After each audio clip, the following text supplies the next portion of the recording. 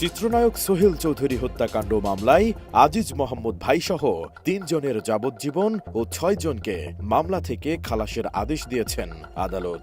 বৃহস্পতিবার ঢাকার দ্রুত বিচার ট্রাইব্যুনাল ২ এর বিচারক অরুণাভ চক্রবর্তী এ রায় ঘোষণা করেন। তবে প্রশ্ন হচ্ছে, রহস্যময় পুরুষ কে এই আজিজ মোহাম্মদ ভাই? বাংলাদেশের রহস্যময় ব্যক্তিদের তালিকার প্রথম দিকেই যার নাম থাকবে তাদের একজন এই আজিজ মোহাম্মদ ভাই, যাকে নিয়ে আছে নানা গল্প, নানা রহস্য। আর এসব গল্পের বেশিরভাগই চলচ্চিত্র জগতের নারী ও হত্যা কেন্দ্রিক। এসব গল্পের কতটুকু সত্য আর কতটুকু মিথ সে নিয়েও আছে নানা মত।